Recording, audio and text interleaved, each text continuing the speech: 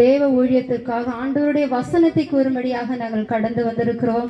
நாங்கள் ஒரு மதம் மாற்றுவதற்கோ அல்ல, நாங்கள் ஒரு இயேசுவினுடைய மார்க்கத்தை காண்பிப்பதற்காக நாங்கள் கடந்து வந்திருக்கிறோம். ஹல்லேலூயா. அந்த கடந்து வருவதற்கு தேவன் கிருபை செய்ததற்காக நன்றியோடு தேவனை ஸ்துதிக்கிறோம், ஸ்தோத்திரம் செய்கிறோம்.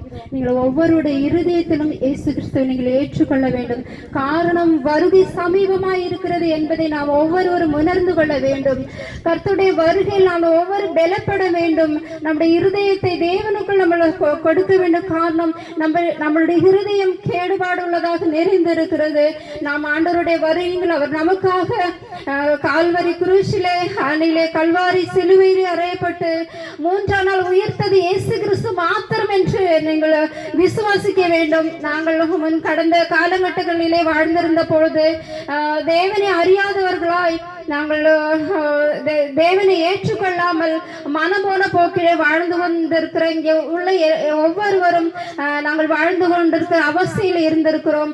ஆனால் நாங்கள் இயேசுவை கண்ட காலங்கள் முதல் நாங்கள் இன்று வரை பரிசுத்த இரத்தத்தினால் கழுவப்பட்டு இன்று வரை தேவ கிருபையினால் வாழ்ந்து கொண்டிருக்கிறோம் என்பது தான் உண்மையான ஒரு சத்தியமான ஒரு ஒரு விசுவாசம்.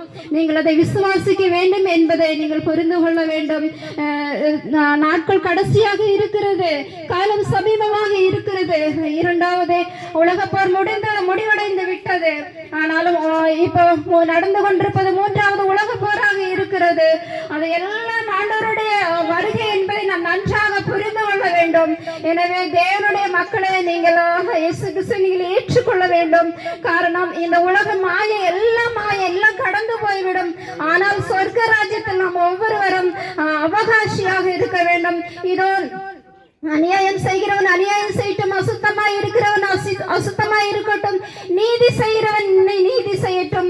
நான் இதோ வருகிறேன், அவனவனுக்கு நான் அளிக்கும் பலன் என்னோட கூட வருகிறது. நானே அல்பாம் ஒமேகாம் ஆதியும் அந்தமுமாய் இருக்கிறேன் என்று தேவன் சொல்லுகிறார். இப்படியாக இந்த வசனம் ஒவ்வொன்றும் ஆண்டவருடைய வருகையில் நிறைவேறும் என்பதுதான் உண்மையான சம்பவம். நாங்கள் இவ்வளவு தூரம் ரொம்ப லாங்ல இருந்து அடூர் புனலூர் ரொம்ப லாங்ல இருந்து வெகுமானப்பட்ட தெய்வதாசன்மார் எல்லாரும் கடந்து வந்திருக்காங்க. எல்லாரும் அவங்க கையில உள்ள காசுகள் மாத்திரம் இறக்கி இதுல எல்லாம் வந்திருக்காங்க. அவங்களுக்கு எந்த வித வேற எந்த சப்போர்ட்டிவோ அல்லது வேற ஒரு அவங்களுக்கு எந்த ஒரு சகாயமும் அவங்களுக்கு கிடையாது. எல்லாம் தன் சொந்த பைசாவிலிருந்து உங்களுக்கு வேண்டி புதிய ஆத்மாக்களுக்கு வேண்டி அவங்க இவ்வளவு தூரம் நான் கஷ்டப்பட்டு அவங்க இவ்வளவு தூரம் யாத்திரை பண்ணி வந்திருக்காங்க. ஆனா இதனால எங்களுக்கு எந்த பிரயோஜனம் இல்லை. ஆனால் சொர்க்க ராஜ்யத்தில் எங்களுக்கு பலன் உண்டு என்பதுதான் உண்மையான நிசப்தமான சத்தியமான ஒரு விஷயமாக காணப்படுகிறது. மீண்டுமாக எங்களுக்கு ஒவ்வொருவருக்கு வேண்டி நீங்க ஜெபிக்கணும். இன்னும் நாங்கள் கொடுத்திருக்க ஒவ்வொரு கை பிரதிகளையும் ஒவ்வொரு பைபிள்களையும் நீங்கள் நன்றாக மத்தேயு சுவிசேஷம் முதல் வெளிப்பாடு வரை நீங்கள் நன்றாக வாசிக்க வேண்டும். வாசிக்கும் பொழுது தேவனாகிய கர்த்தர் உங்களோட பேசுவார் என்பதுதான் உண்மையானது. நாங்கள் யாரும் கட்டாயப்படுத்தவோ இல்லை. நாங்கள் ஒரு விதையை இங்கு விதைத்து விட்டு போறோம். அந்த விதை நாளுகள் ஆகும் போல் அதன் அறுவடை மிகுதியாக காணப்படும் என்பதை நாங்கள் ஒரு விசுவாசத்தோடு அறிக்கையிடுகிறோம். முதலாவது தேவனுடைய ராஜ்யத்தையும் அவருடைய நீதியையும் தேடுங்கள், அப்பொழுது இவைகளெல்லாம் உங்களுக்கு கூட கொடுக்கப்படும் என்று வசனம் சொல்லுகிறது. முதல் இடம் நம்ம தேவனுக்கு கொடுக்க வேண்டும். சாம்பத்தியம் ஒன்றும் இந்த பூமியிலே நிலைநிற்காது என்பது தான் சத்தியமான விஷயம். நம்ம எவ்வளவு சொத்துக்கள் எவ்வளவு சாம்பத்திக ஆசைகள் நம்ம சேர்த்து டெபாசிட்டுகள் எவ்வளவு சேர்த்து வைத்தோம், இதொன்றும் நம்ம பலனில்லை என்பது தான் உண்மை. நம்முடைய ஒவ்வொருடைய ஆத்மா ஒவ்வொருடைய உயிரும் தேவனுடைய கையில் தான் என்பதை நாம் உணர்ந்து கொள்ள வேண்டும். ஒவ்வொருவரும் நாங்கள் ஒவ்வொரு கோலனிக்கு சென்று நாங்கள் இதை பிரசங்கித்து வருகிறோம். உலகம் எங்கும் தேவனுடைய சுவிசேஷம் அறிவிக்கப்படும் என்பது தான் உண்மையான சத்தியமாக காணப்படுகிறது. அதை நாங்கள் செய்கிறோம். எங்களுக்கு நிறைய இடங்களிலே எங்களுக்கு எதிர்ப்புகள் சம்பவிச்சுட்டு நிறைய ஜனங்களை எதிர்த்திருக்காங்க. ஆனாலும் தேவன் செய்ததை ஒருக்கிலும் தேவன் சொன்னதை நாங்கள் ஒருபோதும் செய்யாமல் விடுவதில்லை என்பது தான் நிச்சயம். தேவனுடைய கடந்து வந்திருக்கிற ஒவ்வொரு தெய்வதாசன் தேவனுக்கு ஊழியம் செய்து கொண்டு இருக்கிறார்கள். அவருடைய யாத்திரைகள் எல்லாம் நீங்கள் நினைத்து நீங்கள் அவங்களுக்காக ஜெபிக்க வேண்டும். தொடர்ந்து உங்களுடைய இருதயம் கலங்காது இருப்பதாக என்னில் விசுவாசமா இருங்கள், தேவனிடத்திலும் விசுவாசமா இருங்கள் என்று வசனம் சொல்லுகிறது. நம்ம வெள்ளையடிக்க கல்லறைகள் போல இருக்க ஒரு தேவனுக்கு பிரியமான ஒரு இருதயத்தை நீங்கள் தேவனுக்கு கொடுக்க வேண்டும். ஆண்டவர் உங்களிடத்தில் எதுவுமே எதிர்பார்க்கவில்லை, உங்களுடைய இருதயத்தை மாத்திரம் அவர் விரும்புகிறார். அந்த இருதயத்தை மாத்திரம் நீங்கள் கடவுளுக்கு கொடுத்தால் போதும் என்பது அந்த அதுபோல தானே நிறைய பேர் அது போல கேரளத்தை எடுத்துக்கிட்டா நிறைய இடத்துங்கள்ல மதுபோதைக்கு அடிமையாகி இருக்காங்க, அதுபோல புகைவலிக்கு அடிமையாகி இருக்கிறாங்க, அதுபோல வெத்தலை பாக்கு இது மாதிரி பீடி நிறைய இதுக்கு நாங்கள் அங்கே கோயிலுக்கு அடிமையாகி இருக்காங்க. அதுல எல்லாம் தேவன் அவங்களை விடுவிக்கணும். இதென்று தெய்வத்துக்கு முன்பாக ஒரு அருவருப்பானது என்பது தான் உண்மையான ஒரு சம்பவமாக காணப்படுகிறது. இதிலிருந்து எல்லாம் பூர்ணமா தேவன் உங்களை விடுவிக்கணும். அதுபோல கர்த்தருக்கு கொடுக்க வேண்டிய அந்த ஸ்தானத்தை நம்மளுக்கு கொடுக்க வேண்டும். தேவன் நம்மளுக்கு நீங்கள் பைபிளை தொடர்ந்து வாசிக்கும் பொழுது அதில் தேவன் உங்களோட பேசுவார். நீங்கள் முழங்காலில் இருந்து ஒரு நிமிஷம் நீங்கள் பிரேயர் பண்ணும்போது தேவன் தீர்ச்சியாக உங்கள் முன்னில் பேசுவார் என்பது தான் உண்மையான சம்பவம். ஜீவனுள்ளவர் கிறிஸ்து என்பதை நாம் ஒருவரையும் ஏற்றுக்கொள்ள வேண்டும். நீங்கள் எங்களை ஏற்றுக்கொள்ள வேண்டாம், எங்கள் மதத்தை ஏற்றுக்கொள்ள வேண்டாம், நீங்கள் கிறிஸ்துவை மாத்திரம் பின்பற்றினால் போதும் என்பது தான் உண்மை. அது உலகத்துக்கு ஒரே ரட்சகர் இயேசு கிறிஸ்து மாத்திரம் என்பதை நாம் நன்றாக புரிந்து கொள்ள வேண்டும். நாங்கள் அதை அனுபவித்திருக்கிறோம். என் காலம் கடைசி நிமிஷங்கள் இல்லை. இன்று உறங்கி எழுந்திருந்தால் நாளை நம்ம ஜீவனோடு எழுந்திருப்பது தேவனுடைய சித்தமாக காணப்படுகிறது. நேற்று கண்டவர் இன்று இல்லை என்பது தான் உண்மையான சம்பவமாக காணப்படுகிறது. வெளிப்பாடு சுவிசேஷத்தை நீங்கள் வாசிக்கும்போது இன்னும் அதிகமான காரியங்களை நீங்கள் கற்றுக்கொள்ளலாம். நீங்கள் தேவனை விசுவாசிக்க வேண்டும். இயேசு கிறிஸ்துவுக்காக உங்கள் சரீரத்தை நீங்கள் கொடுக்க வேண்டும்.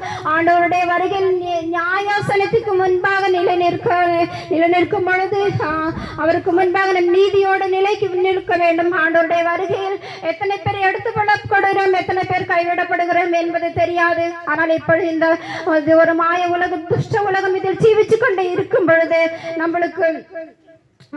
நம்மளுக்கு அந்த வழியில கடந்து போகும் பொழுது நம்மளுக்கு இது உள்ளாடி உள்ள மாத்திரமே நம்மளுக்கு கண்ணுக்கு தெரியும். ஆனால் ஆண்டவருடைய வருகை என்பது உங்களுக்கு எல்லாம் நன்றாக புரிந்து கொள்ளும் என்பது தான் உண்மையான சம்பவம். நம்மளுக்கு இப்ப எதுவுமே தெரியாது, எப்படி வாழ்ந்து கொண்டிருக்கிறோம் என்பதுமே யாருக்குமே தெரியாது. ஆனால் ஆண்டவருடைய வருகையிலே ஐயோ ஐயோ என்று நம்மளை ஒருபோது நம்ம கைவிடப்பட்டு கூட விடக்கூடாது. காரணம் நம்மளுக்காக சொர்க்கராஜ்யத்தில் ஒரு ஆண்டவர் ஒரு சொர்க்கராஜ்யம் நம்மளுக்காக ஒரு இடம் வைத்திருக்கிறார். அவர் வரும் பொழுது அதை நம்ம கொடுத்த நம்மளுக்கு விதைத்து போன விதை அறுவடை நாளிலே நம்ம அவரோடு கூட எழுந்திருப்போம் என்பது தான் உண்மையான சத்தியம். ஆண்டவருடைய வருகையிலே அவருக்கு முன்பாக நான் எழுந்து நிலைநிற்க வேண்டும் என்பது தான் உண்மையான ஒரு சத்தியமாக காணப்படுகிறது. நாம் ஒவ்வொருவரும் மனம் திரும்ப வேண்டும். பாவத்திலிருந்து விடுதலை வேண்டும், ரோகத்திலிருந்து விடுதலை வேண்டும். அதுபோல தானே ஆண்டவருடைய வருகையில் நாம் ஒரு பங்குள்ளவர்களாக இருக்க வேண்டும். ஆண்டவர் நம்மளை பெயர் சொல்லி வெளுக்கும் பொழுது அவருக்கு எதிராக நாம் எழுந்து இயேசு கிறிஸ்து முகமுகமாய் காண்பதற்காக நாம் ஒதுக்கப்படும் என்பதுதான் உண்மையான ஒரு சம்பவமாக காணப்படுகிறது. இது எதுவும் வெறுமையானது அல்ல, இது எல்லாம் உண்மையானது, சத்தியமானது என்பதை நீங்கள் விசுவாசிக்க வேண்டும். நாங்கள் ஏதோ பொழுதுபோக்கு அல்ல இங்க வந்தது, நாங்கள் சத்தியத்தை இங்கு விதைத்து விட்டு போவதற்காக வந்தோம். அது அறுவடையின் நாளிலே தேவன் அதை விளைய செய்வார் என்பது தான் ஒரு உண்மையான சம்பவமாக காணப்படுகிறது. தொடர்ந்து நீங்கள் எங்களுக்காக பிரேயர் பண்ண வேண்டும். தொடர்ந்து நீங்கள் அந்த கொடுத்திருக்க டிராக்டரை நீங்கள் ஒரு அதை எடுத்த ஒரு டிஸ்போஸ்லோ അല്ലെങ്കിൽ நீங்கள் குப்பை தொட்டியிலோ நீங்கள் அதை கொண்டு போட தயவு செய்து அதை கொண்டு நீங்கள் கலந்து விடாங்கள். காணாரன் வாங்க நாங்கள் கொடுத்த அந்த டிராக்டருக்கு நீங்கள் கணக்கு கொடுக்க வேண்டும் என்பது தான் நிச்சயமான ஒரு இது. ஆனால் நீங்கள் வேண்டாம் என்று சொன்னால் நாங்கள் கொடுக்க மாட்டோம். ஆனால் நீங்கள் அதை வாசிக்க வேண்டும் என்பதற்காக கொடுத்தோம். நீங்கள் அதை வாசிக்க வேண்டும். அதை நீங்கள் எடுத்து அதை வீசும் பொழுது அதற்கான பிரதிபலம் நம்மளுக்கு கிடைக்கும் என்பது தான் உண்மையான நிச்சயம். அவனவனுக்கு நான் அளிக்கும் பலன் என்னோட கூட வருது, நானே அனுபவம் ஆதி மந்தமா இருக்கிறேன் என்று தேவன் சொல்லுகிறார். கர்த்தருடைய வருகையிலே நம்ம அக்கினிக்கு இரையாகி விடாதவன் ஆண்டவருடைய வருகையில சொர்க்கராஜ்யத்துக்கு அவகாசி ஆய் தீர்வதற்கு நாம் ஆயத்தப்பட வேண்டும்.